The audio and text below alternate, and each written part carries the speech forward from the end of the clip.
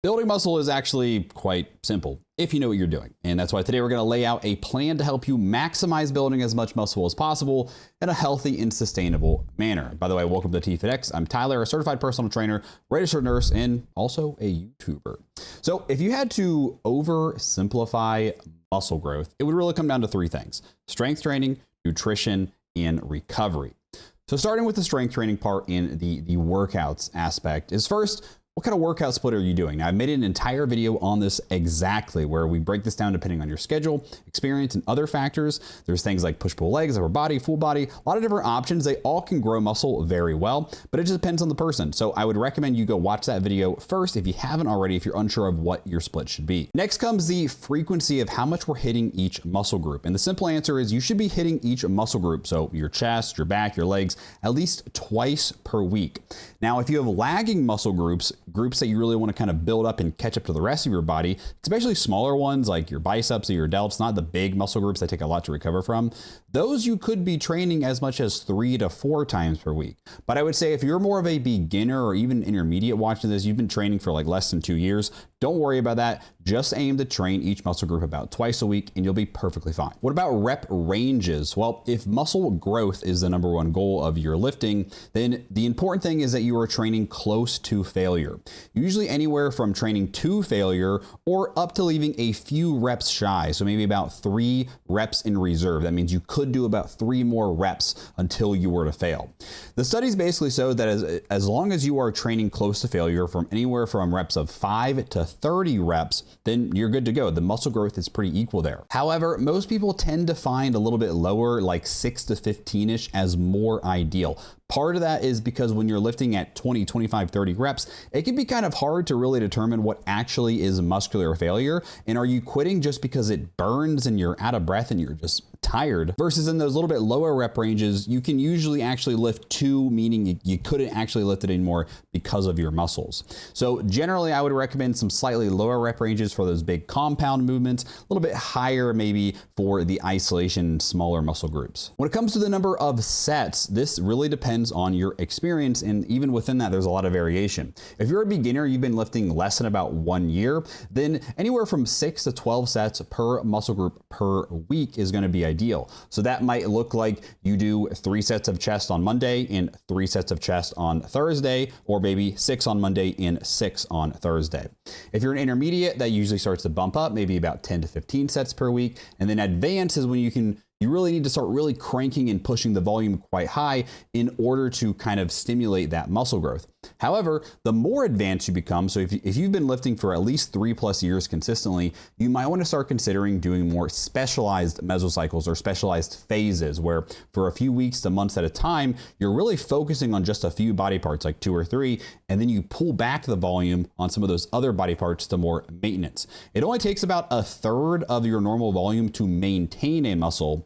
So if you normally had to do 15 sets to grow it, you could pull it back to just like 5 sets per week, maintain it, but then you bump the volume up in other areas that are lagging behind. So for example, the next meso that I'm planning on doing after I finish my cut is I'm planning on doing a focus in my biceps, delts, and back, but I'm going to pull the volume way down on my chest and triceps. Probably keep my leg volume kind of average and moderate. Just that way I can bring those up, because to me, those 3 muscles are kind of a little bit lagging behind my chest and triceps. Now, recovery is incredibly important here. And ultimately, the number of sets and how intense you lift, meaning how close to failure you lift, this all depends on what you can recover from. So if you hit chest on Monday, but then also again on Thursday, if you're still sore from Monday's workout when Thursday rolls around, you still feel it, you're tight in your chest, you don't feel as strong as you could be, then you're not fully recovered. And that means you need to reduce your volume on Monday's workout. So that might mean maybe less intensity, not lifting as close to failure, or that might mean less sets. Or it could be other issues. It could be issues with our number 2 and 3, our nutrition and our recovery, that are affecting it. Often this changes as time goes on. So often at the beginning of a new phase, you might need very little volume to get sore. But then as you are, in your 4th or 5th or 6th week of that program, you might have built up your tolerance to those exercises and you can push higher and higher volumes. For rest periods between sets, I would say On a minimum for maximizing muscle growth, you want to rest at least a minute. There's been plenty of studies that have showed that basically as the shorter and shorter our durations get, once you start to get under about a minute, there is a small sacrifice in muscle gains. And ideally, you're probably going to be resting about 90 seconds to about 2 minutes or even longer. So that way cardio is not the limiting factor here. We want to make sure that when we are failing in a lift or getting close to, it is always because of that target muscle being exhausted and not because you are just out of breath or too tired. So as an example here, we'll take Joe. He's an intermediate lifter. He's been lifting for, let's say, 2 years. He's going to follow an upper lower split, lifting 4 days per week. So on Monday and Thursday, he might hit chest, back, and shoulders. He's going to do 2 sets or 2 exercises of 3 sets each for each muscle group. So that'd be a total of 6 sets per muscle group. So that might be, incline bench and a flat fly, a lat pull down, a lat row, maybe a shoulder press, and then a lateral delt raise. There you go. That's his Monday workout. And then Thursday, he does another variant of that, of different ones. Tuesday, Friday, he's going to hit legs, biceps, and triceps. Again, you might have like 2 exercises for legs, 2 for biceps, two for triceps.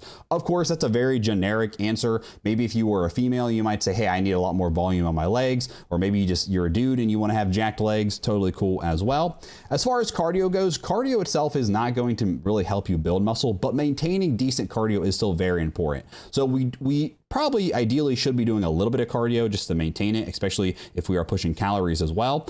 And I would just say anywhere from 1 to 2 times a week is fine, as long as it's very low intensity. Or if you like to do a little bit more higher intensity like HIIT, it's very short duration. We definitely don't want to be getting too sore and too tired from our cardio that's going to limit our lifting. And then for his rep ranges, he might do something like 6 to 10 reps in his bigger compound movements like your bench press, your rows, squats, RDLs. He might rest a little bit longer in those, maybe 2 minutes, but on his isolation movements like bicep curls, your lateral raises, he might push the reps a little bit higher, 8 to 15, and he can rest a little bit less since those don't, cook you as systemically as a big compound movement would. When it comes to technique, I would just emphasize that you're doing a full range of motion generally, and that we're emphasizing both the stretch and the contraction part of the lift. A lot of other science-based lifters will really preach and go after that you need to be lifting in the stretch and stretch biased exercises. And I generally completely agree, because there is a lot of data suggesting that this is the most hypertrophic portion of the lift. So if you don't know what I mean, that'd be when you're doing a bicep curl, like a preacher curl, at the stretch, when your arm is all the way out, is the most stretched portion, versus when you're all the way up and you're squeezing your bicep, that would be the contracted portion. The stretch portion has shown to have more muscle growth over the peak. But don't neglect the peak, because the peak contraction is also great for mind-muscle connection. There's been plenty of studies that also suggest that is very, very important as well for muscle growth, especially if you're a beginner. For the tempo, I would recommend just a controlled eccentric or a controlled lowering or negative. So as long as you're not just dumping the weight on the way down, you're controlling it for at least 1, but ideally maybe 2 to 3 seconds, you're going to be great. You don't have to do these 4, 5, 6 crazy long controlled eccentrics. And then when you get to the bottom, maybe a just slight pause, as long as you're not bouncing the weight at the bottom. So on a bench press, as long as you're not bouncing it off your chest, come down, lightly touch your chest, like maybe a half second to a second pause, and then a quicker but controlled concentric portion on the way up. And then of course, we cannot skip progressive overload. This is one of the most important and basic concepts to lifting, is that every week we need to be adding a little bit more volume from the last week. So that could be as simple as you just add another rep from last week, you add 2.5, 5 pounds to the bar. As long as we keep getting stronger, you're good to go. If you're failing to get stronger consistently, there's many, many possible reasons as to why that could be. It could be just poor programming, could be nutrition, sleep, the volume, the intensity, your technique, stress. There are a lot of things, and it gets hard. And it's a very, it's dependent. I can't just give you a straight answer. If you're not getting stronger, this is why. It depends. So if everything's going good for a while, but then eventually you kind of start to plateau, a good idea would be to deload for a week. And this is where you do very, very light lifting, like basically you warm up, or just no lifting at all for about a week to just fully let your body completely recover. And or it might also be time for you to change up your programming, do completely new exercises, a new rep range, change the tempos, just change everything up from what you were doing. And that novelty can be a very good way to kind of break through some plateaus. All right, so that was the workout strength training portion. Now we're going to kind of switch gears a little bit into the nutrition portion of trying to maximize muscle growth. And we absolutely have to be in a caloric surplus. Now, if you are a super beginner, you've never touched weights before, or maybe you haven't touched weights in a very long time, you've got some muscle memory, you could definitely get away with building muscle not being in a surplus, but it's not going to last you forever. So as soon as you've been lifting for at least a year or so, you got to be in a caloric surplus to gain muscle, and you're going to get more out of it if you are a beginner as well. So this doesn't need to be crazy though. A lot of people have this idea, it's like, oh, I got to eat 500,000 calories extra. That is not at all needed. You're just going to put on extra body fat if you do that. Generally, anywhere from 100 to 300 calories in a surplus above your maintenance is going to be great for putting on mostly just muscle and really not much body fat. So if you don't track or anything, you're not interested in doing that, you don't care about it, that's fine. Then just eat a bit more than you do. Eat an extra meal, basically. But ideally, you should be tracking to find about what your maintenance calories are, where your weight stays the same, and then add to that surplus. And you're going to adjust how much you're eating based off your weight gain. So we want to, in order to minimize any fat gain, if you're a beginner, the most amount of weight you should be gaining per week is about a pound, looking to kind of be about 0.5 to a pound per week. If you're a little bit more intermediate, you've been lifting for just a few years, about a half pounds, ideally the most you're going to want to gain per week. And then if you're very advanced, you've been lifting for like 5 years plus, and if you really want to minimize that fat gain, then you might want to keep it to only about 1/4 of a pound per week. Now, if you are gaining more than that, that's not the end of the world. It just means you're going to put some fat along with it. And you could always just run a cut phase, a fat loss phase after, and maintain that muscle and then burn that fat. But it just kind of depends on your ideology. Do you want this to be very, very efficient? Or if you want to just gain as much muscle as possible, then you could start to push that weight gain up a little bit higher. And again, do not dirty bulk or dreamer bulk. If you are just eating tons and tons of excess calories, and especially junk food, you're going to gain more fat. And a caloric surplus is only going to help you so much to gaining weight here. Now, when you're in a bulk, that doesn't mean you can't have some more of those cheat meals. Like you can't have, a pizza or whatever. But if your entire daily food is made up of that, it's just not going to result in where you want to be. Protein intake is probably the most important thing here. And ideally, you're going to want to be hitting at least 0.8 grams of protein per pound of body weight. But to be safe, I would just aim for 1 gram of protein per pound of body weight. So if you weigh 200 pounds, you need to eat 200 grams of protein. Now, yes, there are a lot of studies that show you don't need to eat that much, but aiming a little bit above it'll make you be 100% safe. It's not going to hurt you to eat above that essentially. So this is going to come things like mostly from meat, also eggs, dairy, and then also protein supplements can be a good way to hit this as well. When it comes to your carbs and fats, this really depends person to person here. A very rough guideline would be your carbs should make up about half of your total calories, and then your fats should be making up a little bit less than 1/3. So for your carbs, whole grains, rice, potatoes, fruit. For your fats, it's going to come from things like also fattier cuts of meats, eggs, dairy, nuts, avocado, olive oil. And as far as nutrient timing goes, I would mostly just focus on make sure you have some carbs around your workout before and after, and then ideally also getting some protein after your workout, although they've kind of disproved the whole nutrient timing thing to being not as important as people used to think it was. What about supplements? Now, the big thing is 95% of your gains, they're going to come from the food you eat. Maybe 5% of your gains might be able to come from some additional supplements. Protein supplements, definitely a great idea, especially if you struggle to hit your protein target in whole foods. There's nothing magic about a whey protein supplement compared to a steak or chicken. It just makes it easier to hit it because you can shake it up and drink it. It's just usually quicker. It doesn't fill you up as much. I would say creatine monohydrate is probably by far the most worthwhile supplement to invest in. It's not crazy expensive. You can just take 5 grams per day. There are so many studies out on it. There's a lot of myths around creatine. It is very safe, fortunately. Feel free to do your own research. Obviously, I'm not a doctor, so I can't tell you what to do, but this is something I recommend to almost all my friends and family and my clients as well. One thing to note with creatine is that if you just start taking it, it will result in some weight gain. This is water weight, but this is good water weight because it is held in the muscles. And so it will actually almost make it look like you have a tiny pump because it's going to fill those muscles up. But you will expect to gain anywhere from 1 to maybe 5 pounds. A few other notable supplements that could be worth using. Again, it's not going to be some night and day difference, but pre-workouts, especially with caffeine in them, are definitely good for helping you just be energized and getting through a workout. Multivitamin, omega-3 fish oil, vitamin D, and electrolytes are all useful things as well that I take as well that definitely could help. But again, they're not going to be a magic pill to get you jacked. All right, and let's talk about recovery in the third aspect of getting as much muscle as possible, and this is often the part that is most often skipped. People will train really hard in the gym, they'll eat pretty good, and then when it comes to their recovery, they're just like, I don't need that. But I'm telling you, it is just as important, if not more important, than the other two. So sleep is definitely the biggest part here, and it is so critical. And when I finally got my sleep figured out, oh my gosh, I had the best gains of my life.